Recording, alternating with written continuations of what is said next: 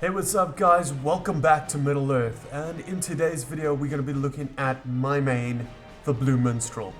Now before we get further into the video, I just wanted to tell you I have not really been playing Lord of the Rings Online much in the last while.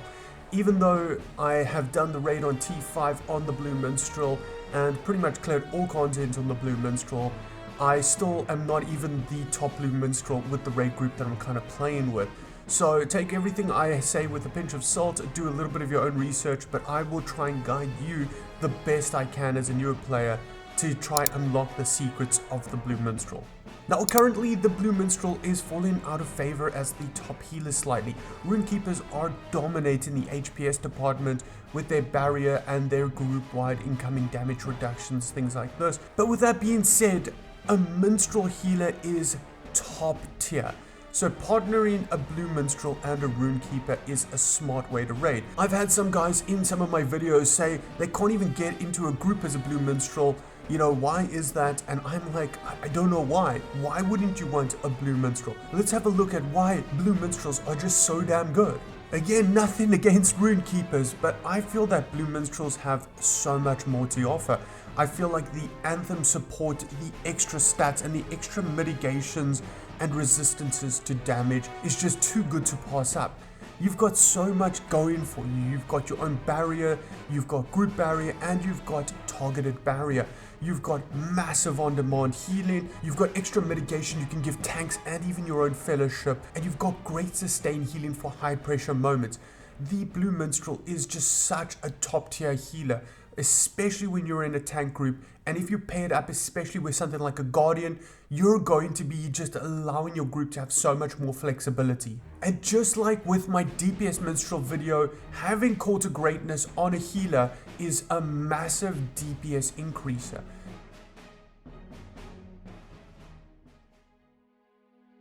So let's have a look at gear and stats. Gear and stats for the Minstrel is kind of a bit of touch and go. I feel like you can definitely get really good stats out, but you're going to have to try and sacrifice, especially in these early parts of an expansion. First of all, mitigations need to be capped. Having mitigations capped is a must when playing the Minstrel. You need to be able to get up to 130, whether you're using store-bought items, scrolls, hopes, everything like that. You need to go as high as humanly possible, especially if you're doing harder content, your tier 4s, your tier 5s. There is so much damage on the healer, and remember, a dead healer cannot keep the group alive. Now when it comes to mitigations as well, do not forget that also your Anthem of Composure, foods, scrolls, and also possibly your captain buffs will provide you some extra numbers. There are some indicators of exact numbers you should be able to hit in raid groups, and I would definitely have a look at that. Once you're done at mitigations, it's kind of a bit of a toss-up at the moment. I would say that a combination of outgoing healing as well as crit rating is what you should aim for. The good combination of the two, in my opinion, seems to be better. We're not as much crit healers as we were previously. Remember that your base outgoing healing caps at 70%, but with obviously our Call of Resonance stance, we gain another 10%, making us go to 80%, and I have traded certain other things that allows me to go slightly higher. Then obviously for crit rating, it caps at 225k, and that would give us the sweet 25% plus whatever extras you have. Now obviously I would love to push this number up, but because we were doing tier 5, I really did make sure that my mitigations were sorted first, because again, you can't heal if you're dead. Then obviously HP, if you want to try get into harder content, you want to try get this number up as much as possible. The morale combined with your mitigations will kind of give you your hits to die ratio, and you want to try get that as high as possible.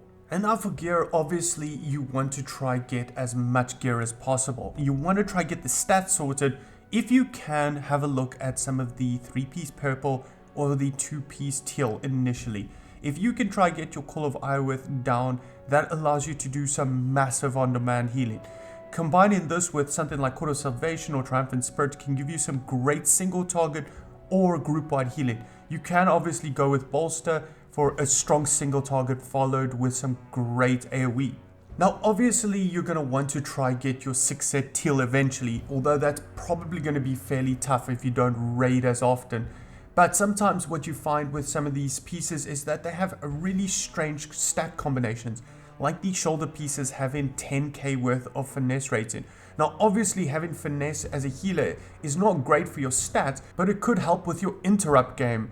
So having finesse isn't the worst, but sometimes you're thinking to yourself, man, I really wish this didn't have finesse and rather had something cool like crit rating. So in the end, you're basically just trying to pump up health, mits, and crit and outgoing healing as much as possible. Sometimes having a look at some of the adventurer gear could be a good solid option. I unfortunately use one shield between my DPS and my heal set, but if you are more focused, you can obviously go for the pure healing set.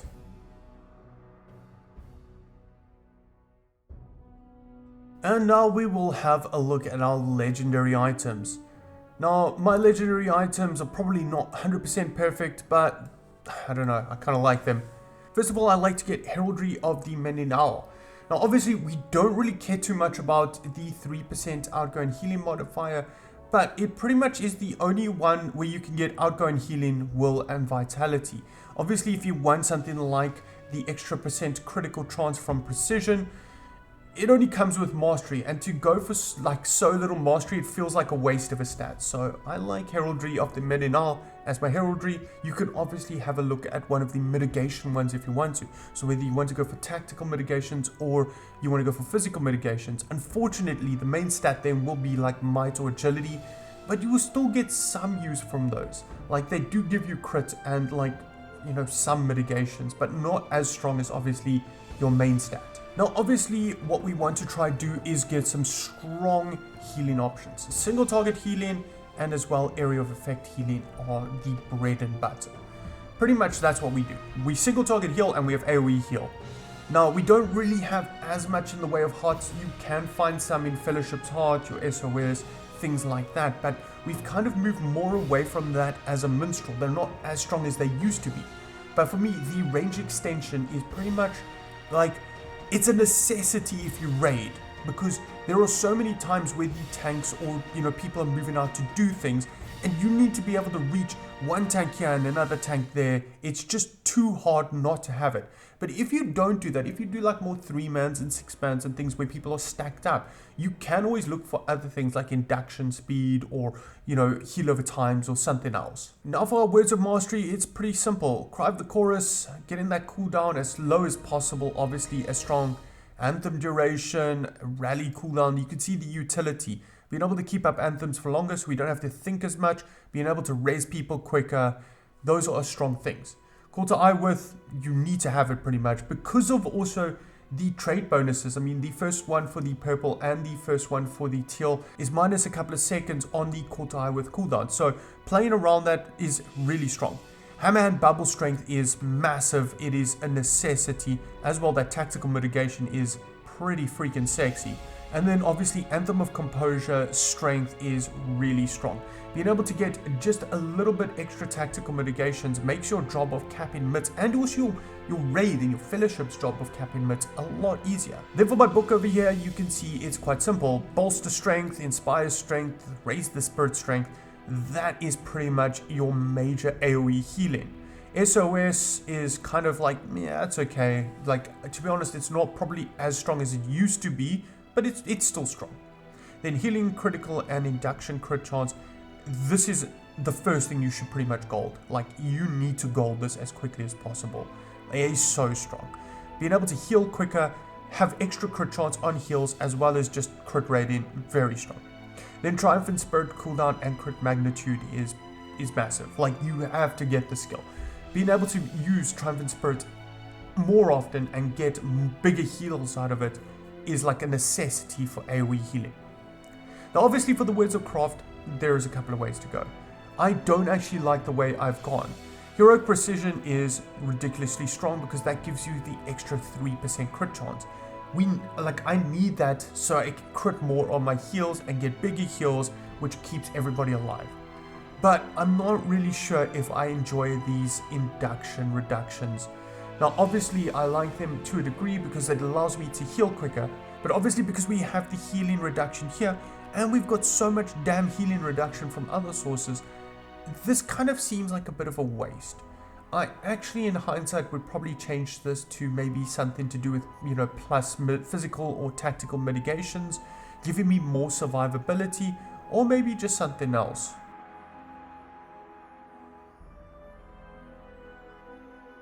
Now let's have a look at our traits and specializations.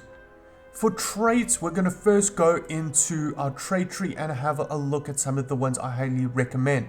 Wisdom is fairly strong, although a slight bit of a waste. I find with most classes at the moment, having a main stat is very strong because it's providing you with a lot of additional stats. You definitely want to go for strong survivability. I go for loyalty generally because I like the vitality, but it's not overall very strong. You could definitely look at something with more mitigations. Fidelity, in my opinion, is pretty much one of the best virtues at the moment for survivability. And also, I like to pair that up with compassion. This is probably, in my opinion, the second best survivability virtue. The intolerance is fairly strong as well, although maybe you're not so keen on resist rating, but remember, being able to resist some of the conditions that enemies try to put on you can mean a big difference in certain fights, especially like the arena. And generally, you're also hurting more for tactical mitigations than physical mitigations. But if you do want more Physmit, you can always look at Innocence. I haven't capped up my Innocence, but this is a strong option like Tolerance to get some resistance, but also both sets of mits, with Physmit being the higher traded stat. Then obviously, if you want a little bit of extra crit rating for your heals, Confidence is quite a strong option, as well as Honesty. Honesty is quite a strong trait that can be used by both the heal and DPS spec, although Tact Mastery conversion to outgoing healing is not as strong, so it kind of can feel like a bit of a waste of a virtue. But at the end of the day, you're going to try figure out what's easiest for you to get. Now let's have a look at our trait tree. Now, this is not set in stone by any means, so take everything with a pinch of salt. I will give you a couple of options. Now, this is generally my preferred heal build that I use for high tier content, tier 4, tier 5, that sort of a thing, and I'll explain away. Now, obviously, in row 1, we went poignant phrases. The healing crit magnitude isn't as strong currently because we're not capped on healing, or perhaps you are. But the higher your crit chance is, the better this trait becomes. But the reason why we take it is because if we go down into our second row, we get an extra 5% healing crit chance, which stacks above the crit chance here. So if you see, okay, I have say 26%, we're actually at 31 with this trait, meaning we are going to crit a lot more often on our heal. But the overall reason why we want this is because we actually want follow-up. On every heal skill crit, we basically gain minus 15% healing induction for 20 seconds. That pretty much means you'll always have this up. I do not know a time where you won't have this buff going. And obviously this is ridiculously strong because we want that minus induction speed, meaning we can cane up more heals more often. So this is incredibly hugely strong. But obviously this entire channel over here does much better when we have higher crit chance. Now in row 1 again, you can cane out into Soothing Voice. Having 5 points in this does make a massive difference. Unfortunately, there are so many options that you have to look at that I've only put 3 points in here, but going full 5 points is completely fine. Incredibly strong choice and just basically making your heals stronger. Then having at least 1 point in Raise Our Spirits is necessary. We want the AoE splash on Raise Our Spirits. Obviously, if we could put more points in there, we would, because that just makes the splash even stronger. But the splash is not that big, meaning that I didn't want to waste extra trade points going for a larger splash.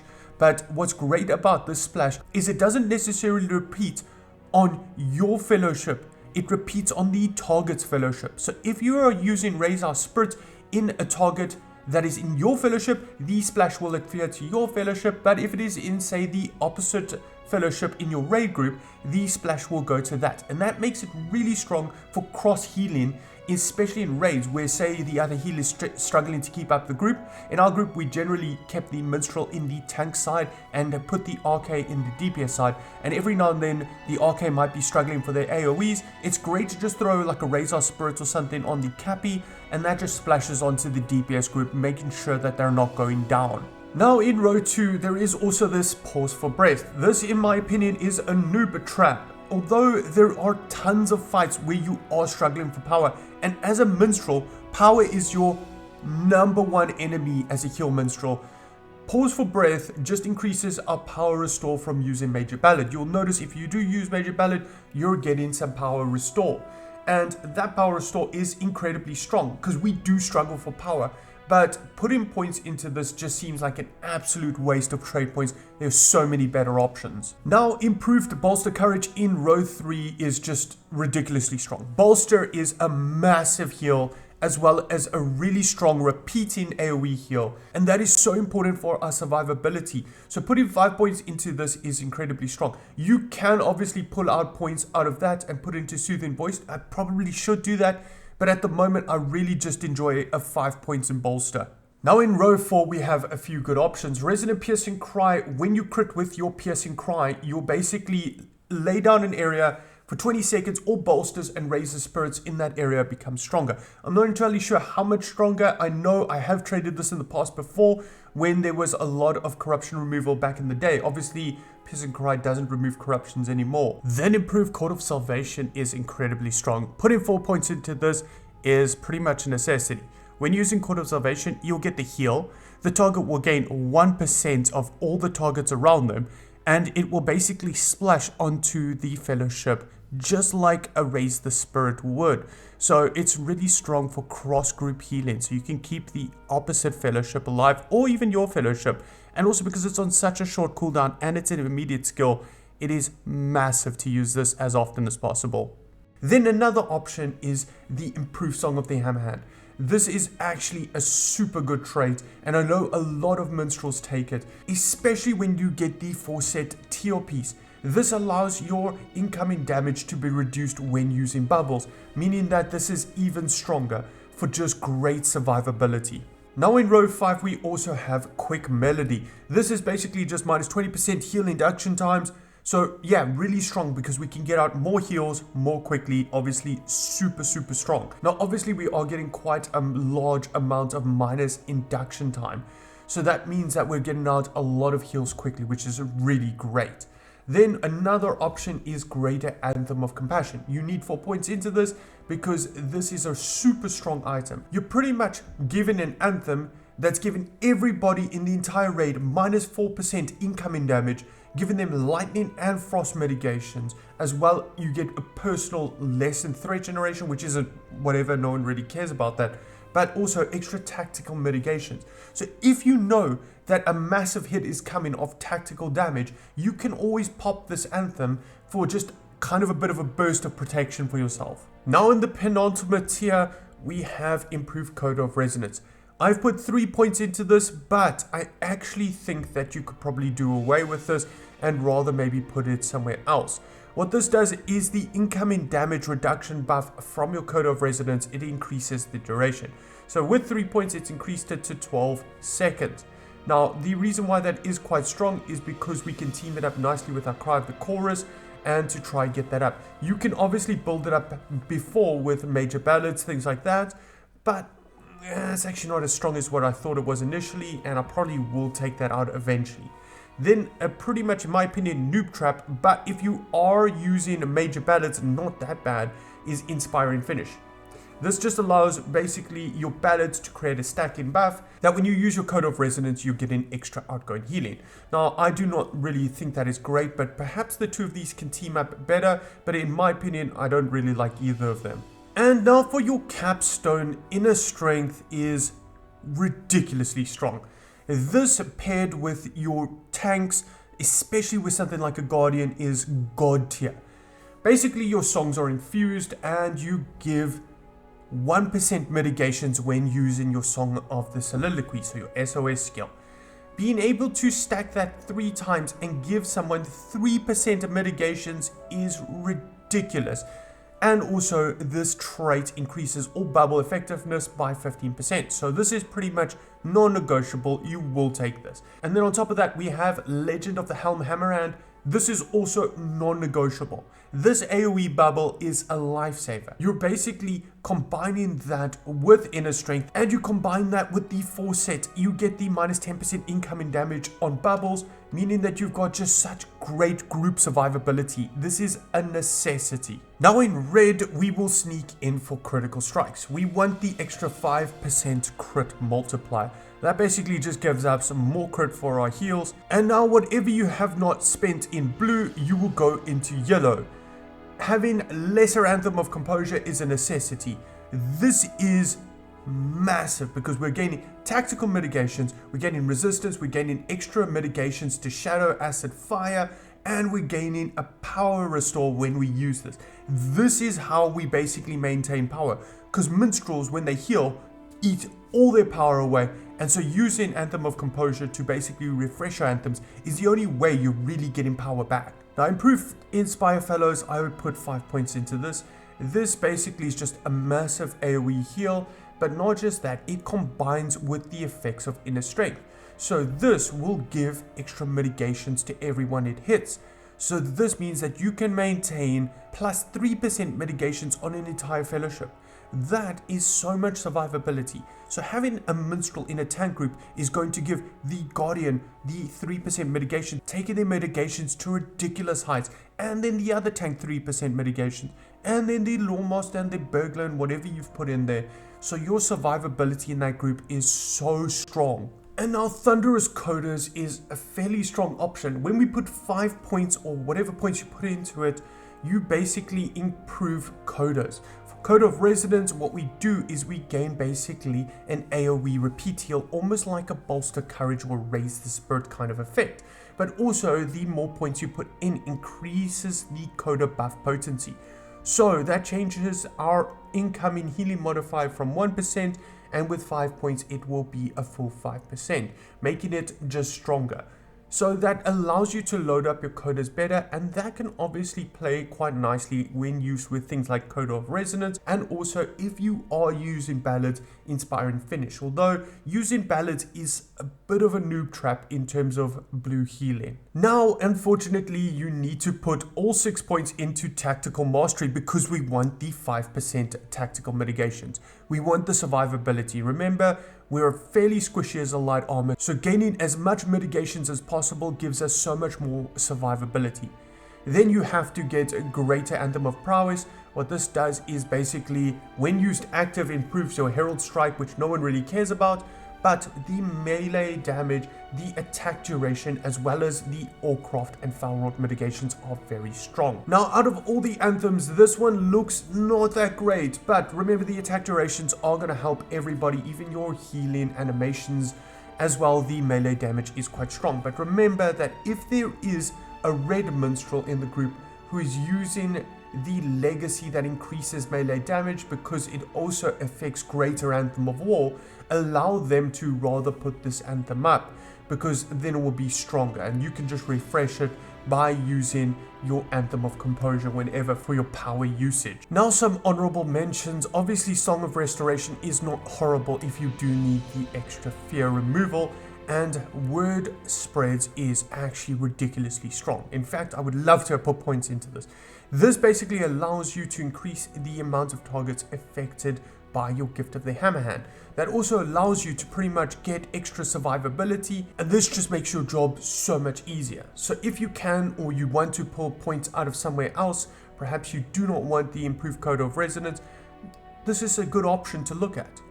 Then on top of that, we have extended anthems and also invigorating anthems. Extended anthems increase in duration, invigorating, reducing their cooldown. You do not need to put all these points in here. I've just done it because I'm super lazy, but actually pulling points out of this could allow you to take some of these other really good options. Now again, if you are playing the ballad game, like you're going to use major ballads, you can have a look at Songs of Woe, and as well Perfect Performance, basically getting that extra outgoing healing modifier.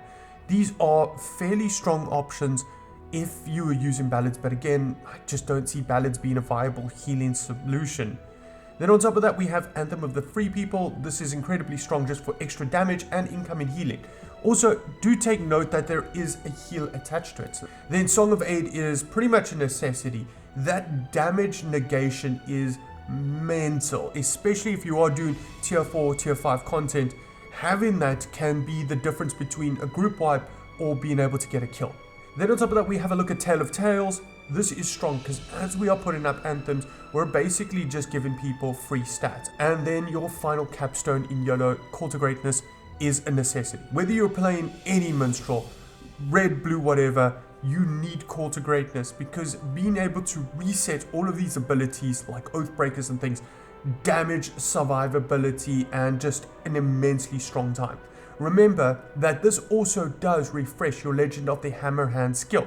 So being able to use this AoE bubble in like a 6-man or a raid and then reset and use it again is incredibly strong for survivability personally. Now unfortunately, I think gone are the days of the blue-red minstrel, but you probably could get down to Anthem of War if you try super hard on it and you really want to play with certain things like Call of Aram, being able to bring that minus tactical mitigation to a fight and try and reach Anthem of War, maybe take in certain things like Ballad, Crit Chance, things like that.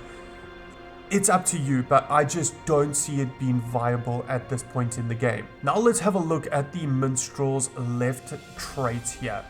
These obviously, as you just put more points into your trait tree, unlock by themselves. Resident Ballads basically increasing Ballad healing and also their outgoing healing by 3%. This also reduces the cooldown of Cry of the Chorus. So if there is ever downtime in a fight or points in the fight where there's not really that much damage pressure, spam your major ballad just to reduce the cooldown of your Cry of the Chorus. Then the second one, Snowball. When you basically use 7 heal skills, you will activate Snowball, and then you will have 10 seconds in which you can cast Perfect Ending. This is a fairly strong single target heal, so just be aware of this because it's basically a free heal. And yeah, incredibly strong actually for single target. And probably one of the best traits, Bolster our Courage. Basically when Bolster Courage heal hits the target, it's going to splash and repeat. But this splash repeat is on your fellowship. So if you use it on say the red cappy in the other fellowship, it's going to heal all of you, the tank, the whatever. And that's basically the opposite of Razor Spirit. And then your fourth one, Triumphant Spirit. Triumphant Spirit is your big HPS farm. It is a massive fellowship-wide heal. Now this skill is immediate, so you need to be careful not to interrupt it with something else and basically cast it, but it doesn't actually ever heal. Very important to be aware of that. It happened to me a ton of times back in the old days when I wasn't really paying that much attention. But having this skill and maybe even pairing it up with something like Call of Iwith beforehand means a massive fellowship-wide heal. Then the fifth one, funny enough, Call of Iwith. This is basically just 100% guaranteed crit chance heal. Now also it increases the crit magnitude of the heal. So like I said before, pairing this up with a bolster or a cord or even a Triumphant Spirit means you can get a massive heal, but it's guaranteed to crit, so it is going to be huge. So whether you want to pull up and heal a single target or your entire fellowship, trying to use Iwith beforehand is key. And then our sixth trait, Rally, a minus 5-minute cooldown on our in-combat res. This is basically what sets us apart from a red minstrel, is we can res really often in combat. In fact, the minstrel has the quickest in-combat res that I know about, but it could be wrong about that. Generally in the raid, you'll be the first person to do a single target res. So you'll always res because yours will probably be off cooldown before anyone else goes down, and the minstrel can just keep on resing, and the other people can save their in-combat reses in case the minstrel goes down.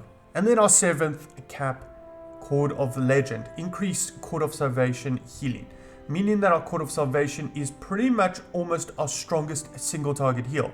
What's nice about it, again, remember, because of how we've traded, we get that awesome fellowship-wide heal on the target's fellowship.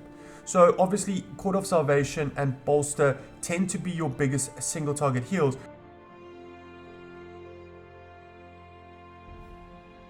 And now for the toughest part of the guide, as always, we're going to try look at the rotation concept. Now again, like most fights, you got to think, what is my mindset? Like, what am I initially doing?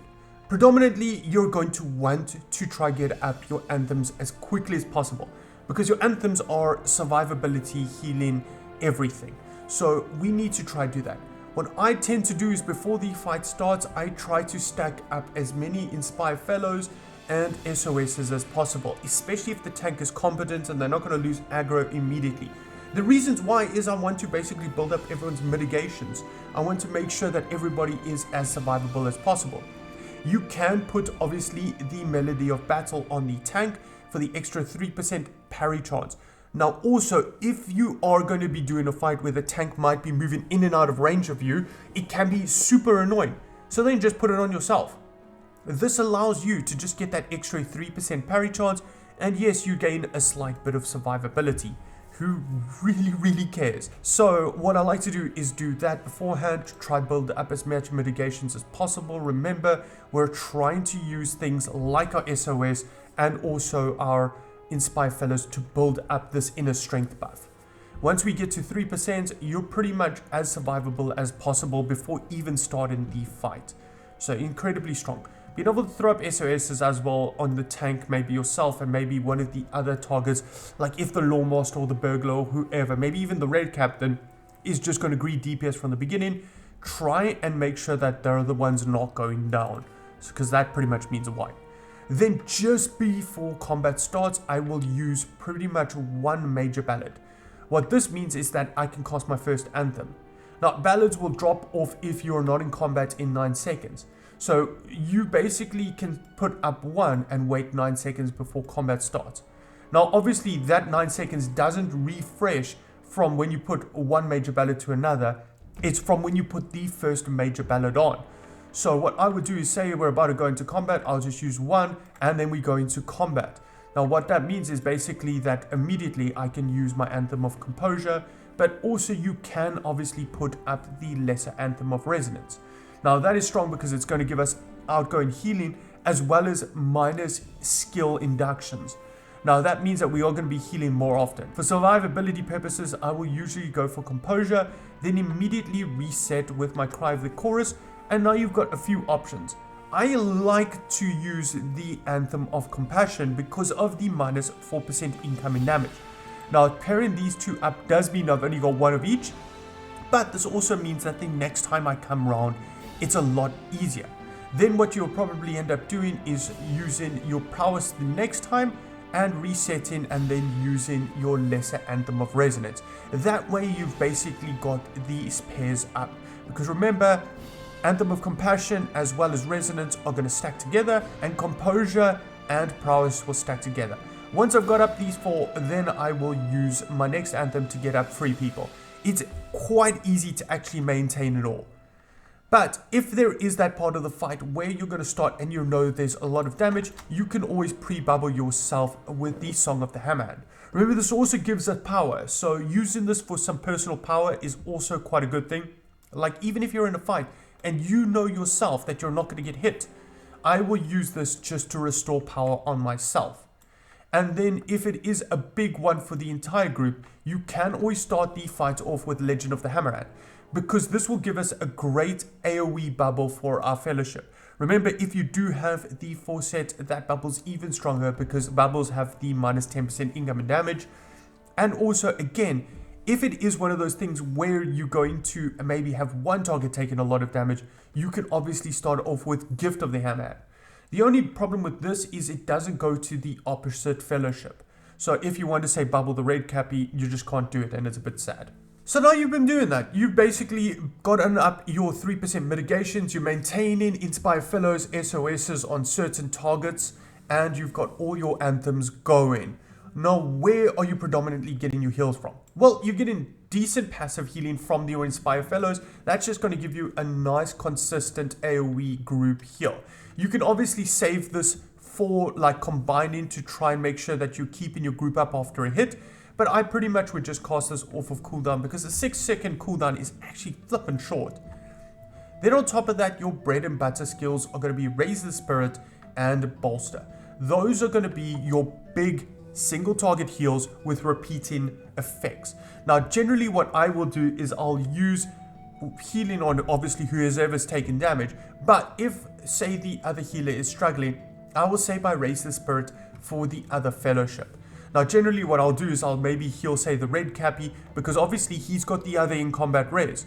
So I'll heal across the red cappy and allow the Raise the Spirit splash to just keep the DPS group up. Now obviously if you use bolster on the red cappy because maybe he's taking a massive hit, the splash will just come back to your fellowship, so you're also keeping both fellowships topped off.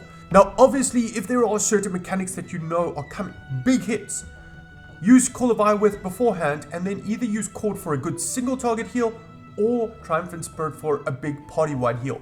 Obviously Triumphant Spirit on a 45-second cooldown is long, so you've got to kind of know that that's the only time you're going to use that skill, because it's such a big heal that maybe you want to wait for a bit of damage to go off before using it, or if you want to catch everyone first with Legend of the Hammerhand and then use your Triumphant Spirit. That way you got yourself a few seconds while the bubble's on everybody to take the damage initially and then give you some good timing on your Triumphant Spirit cooldown. Now again, obviously Court of Salvation is a very strong single target heal, but it isn't as strong as Bolster Courage. So you can always use this for your single target and pike it up with Call of Iwith. What I also like to do is use Court of Salvation on the DPS group.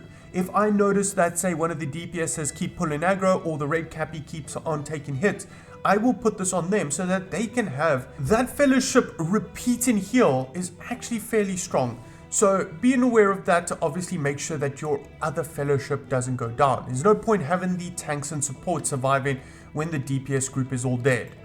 Now, if there is downtime in a fight, like no one's taking damage, you can get in a couple of major ballads for two reasons. Power initially, but also reducing the cooldown of Cry of the Chorus. So sometimes, like in boss 3 of the raid, there are times where you kind of just like run into a boat. No one's doing anything, you're just running there. You can obviously just, while running, just, spam a couple of major ballads just to help you reduce the cooldown as well as restore some power. This also does do an actual heal, but it's obviously like not the greatest heal, and that's why we don't really predominantly like it. Then on top of that, being aware that your pot skill is an AoE pot. This is actually really strong because you can basically just cleanse an entire fellowship of one condition, and then if you do see your perfect ending ready, i.e. you've done 7 other heals, use this. It's pretty much just a slightly weaker version of Court of Salvation in terms of single target strength, and yeah, it's fairly strong. Because sometimes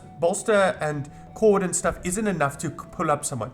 Sometimes people mess up mechanics and they take a lot more damage than what you're prepared for. You kind of maybe find yourself running out of heals even though you've got so many damn heals. Now let's have a look at our good survivability skills. We have Fellowship's Heart. This is an incredibly strong initial heal with a strong heal over time over 30 seconds. Now that is actually really strong for like just general survivability purposes. Like on a 2-minute cooldown, it seems long, but it's actually not that much. Half these fights are like, I don't know, between like 5 to like 10, 14, 15 minutes long. You can get a couple of these in. Now, obviously, if you have these 6 sets, you notice that you get quite a lot of utility from Fellowship's Heart. So that means that comboing that with certain mechanics makes it really strong.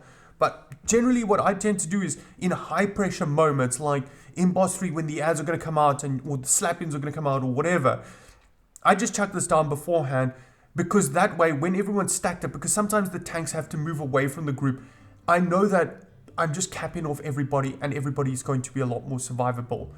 And then on top of that, Song of Aid, kind of a very similar strong heal, a small heal over time only for 10 seconds, but that damage negation is huge. Now obviously things like boss 2, there are points in that fight where if you don't have this, you're not going to survive. Like some of the damage that people take is just ridiculous. So this is a good way to basically just have like less incoming damage on your fellowship. Though obviously Call to Greatness, massive skill. This is the one that does all the good resetting, and also don't forget it resets your AoE group bubble. So definitely something that we want to use, but it has a 7-minute cooldown, so that's a long cooldown, and you can't use them more than every 2 minutes. So generally what you'll have is you'll only use this when you're raid leader, or I don't know, if you're doing a 6 or 3 man, you'll only use it when like you kind of convey that everybody's used their cooldowns, you reset it, and then you can use them again. This allows you to get bigger burst phases and all those good things. Now obviously if there's 2 minstrels in the group, make sure that you coordinate properly, because you don't want to waste. Generally the way it will work is, say the Cappy will and everybody will use their Oathbreakers and whatever. You'll reset it, you'll probably do it again. Then you'll wait the 3 minutes or whatever for them. They'll throw their next set of Oathbreakers and then the other Minstrel will reset them again. That way you basically just allow yourself to do big DPS and survivability and whatevers. Now, a couple of other skills I wanted to touch on before is obviously your Code of Resonance.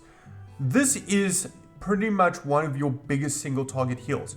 Now remember, we can load that up. We can load it up with different things like obviously Inspiring Finish, our Code of Resonance improved trait, and also our Thunderous Coders trait. Now those will load this up. Now basically what this means is you will cash out your 3 ballads, but then you will gain all these amazing effects. Like if you have traded it like I have, you'll get the minus 5% incoming damage for 12 seconds, you'll get the increased heal modifier on the group for 30 seconds, and then on top of that, you're going to get an AoE repeating heal, almost like a Bolster Courage, like a Quarter Salvation, and that's pretty much the theme of Minstrel. We're basically doing a massive heal with a small follow-up heal, and that's quite strong. Now obviously you can just build back up with Major Ballads and then use this again. But if you want to, you can basically just time it up with your improved Court of Salvation. So what you can do is you can basically, put an Anthem up, throw yourself your Code of Resonance so you cash out all your ballads, use your improved Cry of the Chorus, you get your 3 ballads back, and do your next anthems. That's actually quite a strong kind of combo of how to do it. And then if you want to, in a fight, you can always cast this and build back up with ballads if, say, your improved Cry of the Chorus is on cooldown. And now the final 2 skills I will point out that you probably should be aware of is obviously your Piercing Cry. This interrupts inductions. So basically, even as a healer, it's good to interrupt inductions, my guys. Basically, you can save a team from taking massive damage or, bad mechanics to happen. So if you want, you can always put something like forwarding targets on, and this basically allows you to target through a tank or DPSer, and basically you can interrupt the target. It is an immediate skill, which means it will cut animations, which is also strong. So if you have traded something, obviously, like your Resonant Piercing Cry, this can be quite a good interrupting skill, as well as maybe even like an HPS increaser. And then on top of that, another nice one to be aware of is Call of the Second Age.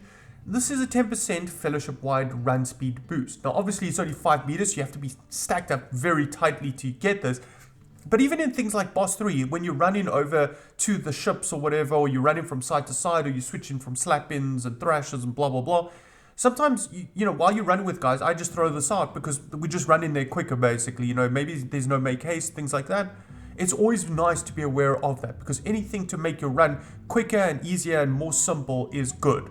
And then pretty much the final skill to be aware of is Healer Strike. Healer Strike is not entirely very strong. I mean, there's a bit of a heal and, different things to it, but it is a corruption removal. So if you do need to CR in a fight, that's pretty much where you need to look. And that's going to do it for the video, guys. Blue Minstrel is awesome. I've been playing it. It was literally my first character I ever made in this game, and it's just such a strong healer. Obviously, you're going to lag a little bit behind an RK, but with all the extra survivability and utility you bring in, you need this. I can't believe people were commenting in my, previous videos saying, oh, I can't even get a run as a Minstrel, a Minstrel healer. Do you only play Red Minstrel nowadays? And I was like, oh, man, Blue Minstrel is ridiculously strong. I hope this takes your Minstrel game to the next level. I hope you've enjoyed it. If you have, please like, subscribe, all that really awesome stuff. It helps me grow the channel and just get so enthused to carry on making good content. And even if you didn't enjoy the video, thanks for watching anyway, guys, and hopefully I will see you guys in the next one. Cheers.